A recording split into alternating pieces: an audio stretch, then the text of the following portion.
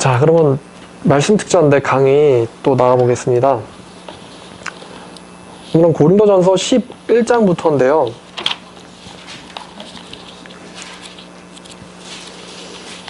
예, 고린도전서 11장, 저번에 이제 10장까지 했잖아요.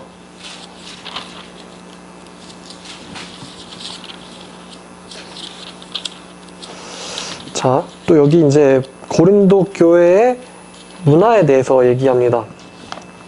고린도전서 11장 1절은 내가 그리스도를 본받는 자가 된 것 같이 너희는 나를 본받는 자가 되라 라고 얘기하셨는데, 우리가 이제 사도 바울처럼 우리 자신이 본받는 자가 된다는 게 되게 어려운 거예요.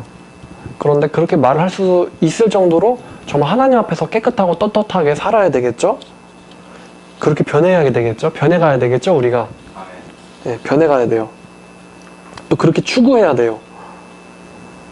그리스도를 본받아서 정말 우리가 훗날 어른이 되고 장로가 됐을 때 너희는 나를 본받아라 라고 이제 젊은 청년들에게 말을 할 수 있을 정도로 우리가 그리스도 형상을 지금 본받아야 되고 추구해야 되고 변화되어야 돼요. 자, 그리고 이제 2절부터 16절까지는 그 여자가 머리에 뭔가를 쓰느냐 마느냐 하거든요. 근데 이걸 가지고 이제 하나님의 교회에서 여자들이 머리 수건을 쓰잖아요. 근데 그게 뭘 몰라서 그러는 거냐면은 당시에 고린도의 풍습에 여자들이 머리를 길게 하거나 쓰는 풍습이 있었어요. 그래서 여자들이 머리에 뭔가를 쓰지 않고 얘기를 하면은 그거는 안 되는 거죠. 그래서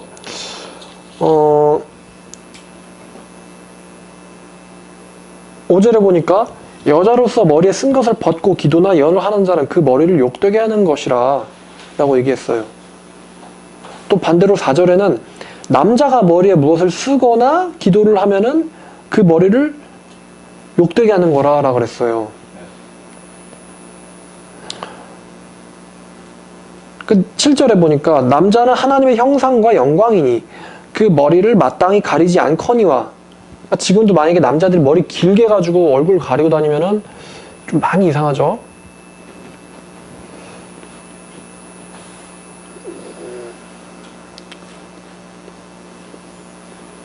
그래서 이게요,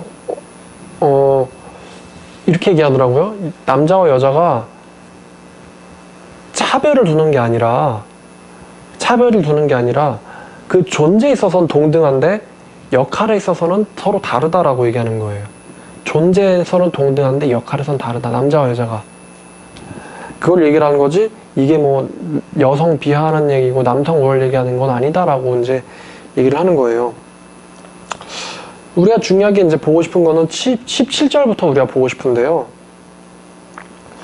이 17절부터 34절까지 말씀이 성만찬과 예배에 대해서 우리가 알 수 있는 되게 중요한 말씀이에요.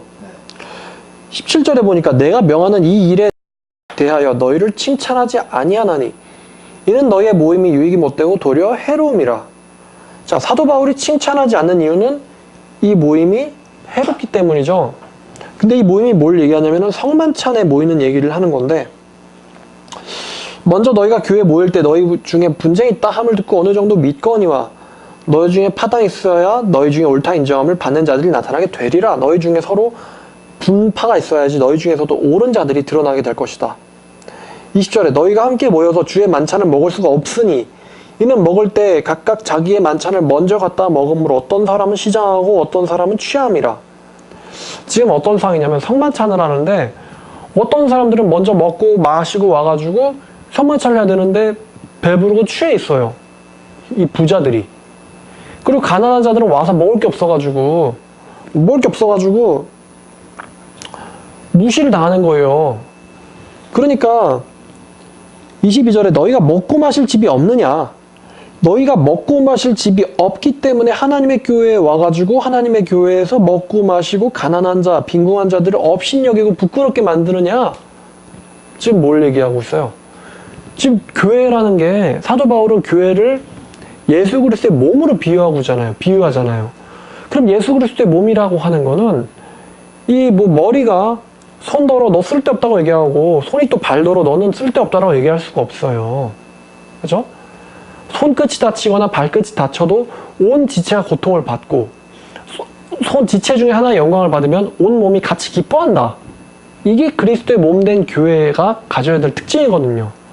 서로 형제고 자매고 그리스도의 한 몸인데 어떤 사람들은 먹고 마시고 취해 있고 가난한 자들은 와가지고 부끄러움을 당하고 그러니까 이게 그리스도의 몸된 지체가 가져야 될 특징이 전혀 아닌 거예요. 그것뿐만 아니라 예수님께서 성만찬 하실 때 마지막 날에 이것이 내 피로 세운 새 언약이니 라고 얘기하실 때 그날 예수님이 뭘 생각하셨냐면 그 성만찬을 먹고 마시는 자들, 즉 자기의 피와 살을 떼어서 주는 자들을 향해서 예수님은 희생을 하려고 하셨어요.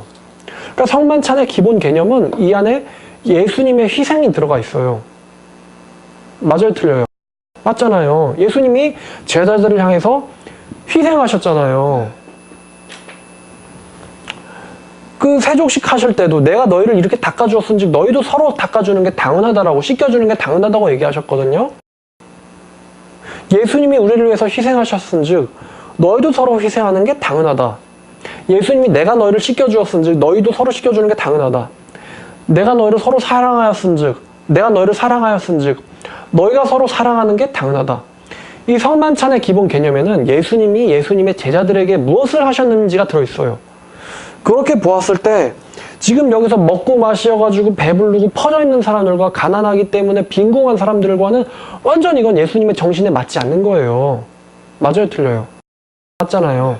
그래서 지금 사도 바울이 이 여기서 17절에 내가 명하는 이 일에 너희를 칭찬하지 아니하나니 너희를 오히려 책망하고 있거든요. 사도 바울은 지금 책망을 하는 이유가 성만찬을 했기 때문에 책망하는 거예요? 아니면 성만찬을 하지 말라고 책망하는 거예요? 아니면 성만찬을 반드시 해야 된다고 책망하는 거예요? 아무것도 아니에요. 그럼 왜 책망하는 거냐? 성만찬을 하는데 예수님이 가르쳐주신 그 성만찬에서 정신이 떠나 있어요. 그죠? 정신이 떠나 있고 결국 가진 자의 탐욕밖에 없어요. 이 성만찬에. 그래서 사도 바울이 책망하고 있는 거죠. 그런데 만약에 이 11장 17절부터의 말씀이 사도 바울은 유월절을 지키라고 기록한 것이다. 이렇게 하면은 문맥을 읽은 거예요? 말귀를 알아들은 거예요? 못 알아들은 거예요? 그렇죠. 말귀를 못 알아들은 거죠. 지금 사도 바울이 얘기하고 있는 거는 성만찬을 지키라는 얘기를 하고 있는 게 아니고 성만찬을 행할 때 너희가 서로 질서가 있어야 된다는 얘기를 하는 거예요. 희생 있고 질서가 있어야 된다. 그래서 22절에 너희를 칭찬하랴? 이것으로 칭찬하지 않노라. 내가 너에게 전한 것은 주께 받은 것이니 곧 주께서 잡히시던 밤에 떡을 가지사 축사하시고 떼어 이르시되 이것은 너희를 위한 내 몸이니 이것을 행하여 나를 기념하라 하시고 식후에 그와 같은 잔을 가지고 이르시되 이 잔은 내 피로 세운 새 언약이니 이것을 행하여 마실 때마다 나를 기념하라 하셨으니 26절에 너희가 이 떡을 먹으며 이 잔을 마실 때마다 성만찬을 행할 때마다 주의 죽으심을 전하는 것이니라. 그러니까 주의 죽으심을 전한다는 게 무슨 얘기예요? 주님이 우리를 위해서 왜 죽으셨는지, 어떠한 모습으로 죽으셨는지, 또 그 죽으시는 날이 우리한테 무엇을 명령하셨는지 이거를 생각해 보라는 거 아니에요? 죽으심을 전하시라는 말이? 맞잖아요. 자, 그래서 27절 누구든지 주의 떡이나 잔을 합당하지 않게 먹고 마시는 자는 주의 몸과 피에 대하여 죄를 짓는 것이니라. 자, 하나님의 교회에서 이거를 성만찬으로만 제안해서 얘기하거든요. 그러면 성만찬을 합당하지 않게 먹고 마실 수가 있나요? 그 떡과 포도주, 빵과 그 포도 주스를 어떻게 먹어야지 합당하지 않게 먹고 마시는 거고 어떻게 먹어야지 합당하게 먹고 마시는 거죠? 대답을 못해요, 여기에 대해서. 분명히 여기에 지금 합당하지 않게 먹고 마시는 게 있기 때문에 사도 바울이 주의 떡이나 잔을 합당하게 먹고 마시지 않는 자는 죄에 대하여, 주의 피에 대하여 죄를 짓는 거다라고 지금 얘기하고 있는 건데, 예? 그래서 28절에 보니까 사람이 자기를 살피고 그 후에야 이 떡을 먹고 이 잔을 마실지니라고 얘기했어요. 저는 이 말씀을 말씀드린 적 있지만 이것을 전도서 5장 1절과 저는 매치시켰습니다. 전도서 5장 1절에 하나님의 전에 들어갈 때 자기를 살펴라 그랬어요. 자기를 살피지 않고 하나님의 전에 들어가는 거는 뭐를 짓는 거라고 얘기했냐면 악을 행하는 거다. 악을 행하는 거라고 얘기했어요. 그러니까 우리가 성찬이든 예배를 드릴 때 내 자신이 하나님에게 나아가기 합당한가 합당하지 않나를 분별을 해야 돼요. 그냥 분별하지 못하고 무조건 가서 예배를 드리고 무조건 가서 성만찬을 한다. 이거는 차라리 안 드리는 게 나아요. 안 드리는 게 100번 나아요. 예수님이 어떤 유대인에게 이렇게 말했죠. 형제랑 만약에 다툰 것이 생각이 나면은, 제자들에게 말씀하셨어요. 다툰 것이 생각나면은 예배를 드리고 가서 화해하라고 그랬어요? 아니면 화해하고 나서 예배를 드리려고 그랬어요? 화해하고 나서죠? 만약에 화해하지 않고 가서 예배를 드리면 내가 예배를 드릴 수 있을지는 몰라도 하나님 그걸 받으실까요? 안 받으실까요? 받지 않으시겠죠? 그죠? 그러니까 예배가 중요한 거예요? 화해가 중요한 거예요? 그죠? 화해가 먼저 중요하죠. 둘 다 중요하지만, 왜냐? 예배를 드리려면은 먼저 형제를 서로 사랑하는 원한 관계가 없는 이것이 성립이 돼야 돼요. 근데 똑같이 지금 여기서 빈궁한 자들이 서러워요. 푸대접을 당하고 있어요. 차별을 당하고 있어요. 근데 이 가진 자들이 와서 와, 우리의 성만찬을 하나님 받으시는 거다. 그러면은 안 맞잖아요. 주님의 그 성만찬의 정신에, 주님이 유월절 날에 행하시는 그 정신에 맞지 않잖아요. 그래서 자기를 살펴 그 후에 이 떡을 먹고 이 잔을 마실지니 주의 몸을, 지금 몸이 나왔어요.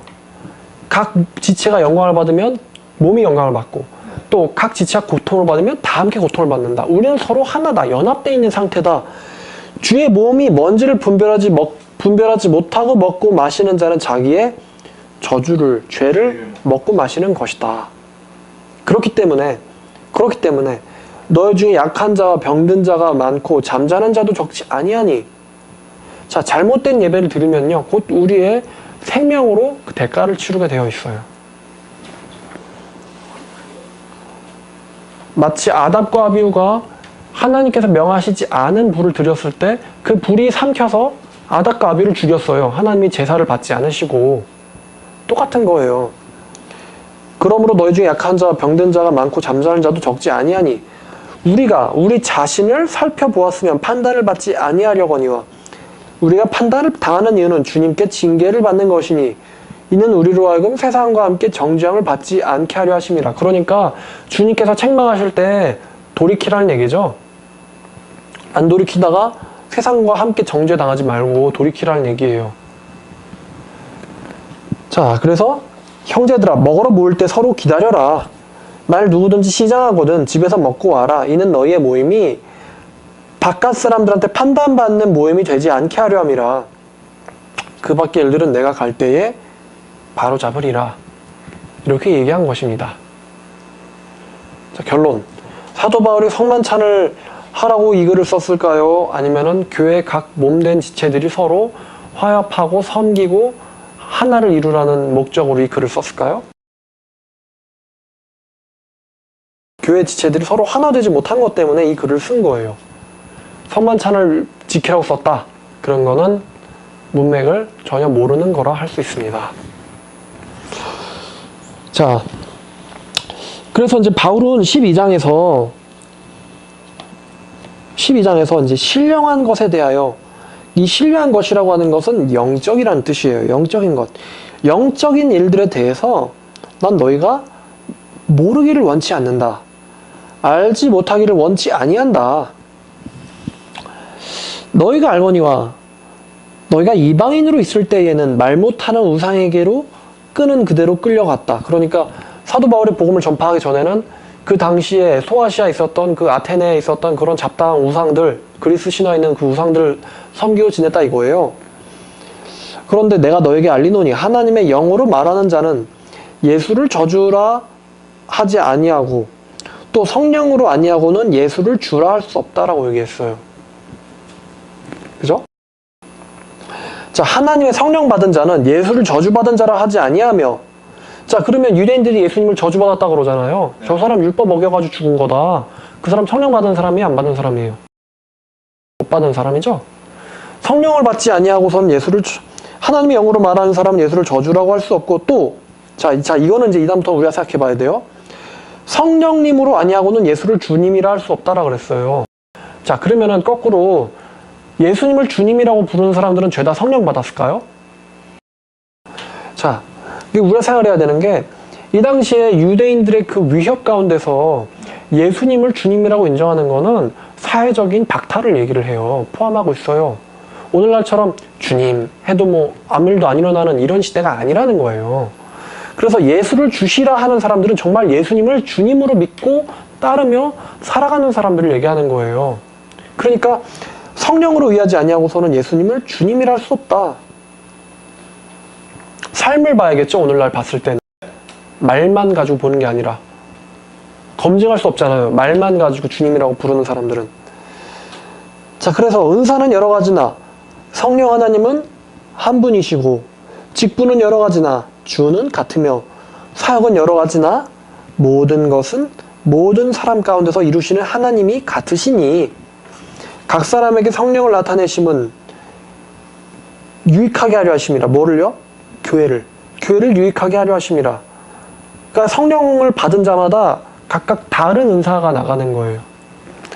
어떤 사람은 성령으로 말미암아 지혜의 말씀을 주시고, 어떤 사람은 지식의 말씀을 주시고, 어떤 사람은 믿음을, 어떤 사람은 병을 고치는 은사를, 또 어떤 사람에게는 능력을 행하고 예언하고 영들을 분별하며 다른 사람에겐 각종 방언을 말함을, 어떤 사람에게는 방언을 토역함을 주시나니 모든 일은 한 성령께서 행하사 그의 뜻대로 각 사람에게 나누어 주시는 것이다.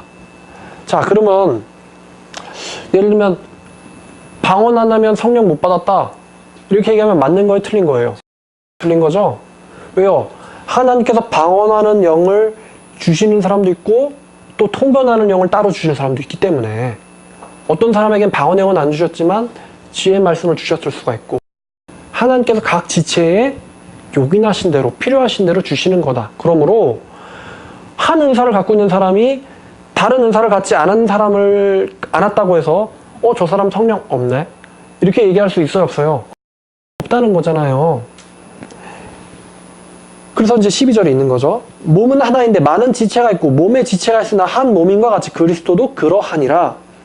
우리가 유대인이나 헬라인이나 종이나 자유인이나 다 한 성령으로 세례를 받아 한 몸이 되었고 다 한 성령을 마시게 하셨느니라. 몸은 한 지체뿐만 아니요 여럿이니 만일 발이 이르되 나는 손이 아니니 몸에 붙지 아니하였다 할지라도 이로써 몸에 붙지 아니한 것이 아니요. 또 귀가 이르되 나는 눈이 아니니 몸에 붙지 아니하였다 할지라도 이로써 몸에 붙지 아니하였다 한 것이 아니니 만일 온 몸이 눈이면 듣는 곳은 어디며 온 몸이 듣는 곳이면 냄새 맡는 곳은 어디냐. 그러니까 기능이 다르다는 거예요. 서로 차별이 있는 게 아니라 기능이 다르다는 거예요. 재밌는 비유네요. 여러분, 자동차에서 엔진이 얼마나 중요해요? 정말 중요하잖아요. 정말 중요하잖아요. 근데 그 자동차에 핸들이 없어요. 갈 수 있어요, 없어요? 그 엔진이 얼마나 단가가 비싸겠어요, 엔진이. 핸들은 이렇게 생겼잖아요. 근데 엔진이 정말 단가가 비싸지만 엔진이 핸들한테 너 필요 없다 이렇게 얘기할 수 있어요, 없어요?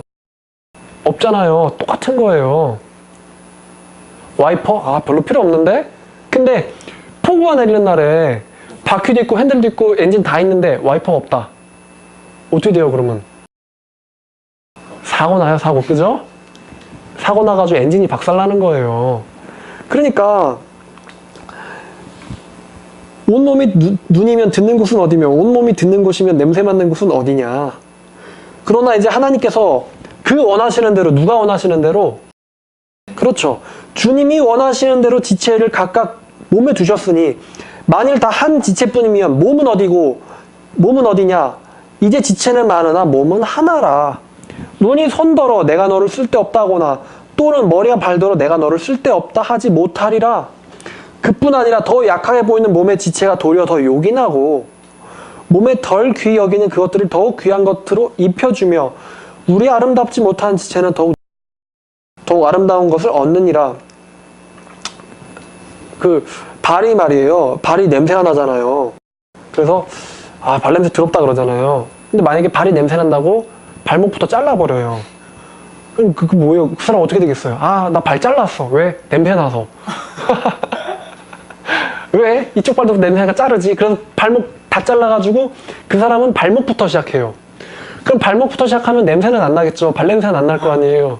근데 그 사람 어떻게 걸어 다니죠? 그쵸, 못 걸어 다니죠? 자, 몸에 덜 귀히 여기는 그것들을 더욱 귀한 것들로 입혀주며 우리 아름답지 못한 지체는 더욱 아름다운 것을 얻느니라. 그런즉 우리 아름다운 지체는 그럴 필요가 없느니라. 오직 하나님께서 몸을 고르게 하여 부족한 지체에게 귀중함을 더하사. 자, 이거 보면은 교회를 봤을 때 진짜 잘난 사람들 많거든요. 돈 많고 머리 좋고 학벌 좋고 이런 사람들. 근데 오랜 시간을 가지고 천천히 교회를 살펴보면은 돈 많고 학벌 좋고 뭐 능력 좋은 사람보다 오히려 돈 없고 학벌 좋고 능력 없는 사람들이 더 교회에 요긴하다 이거예요. 귀중하고.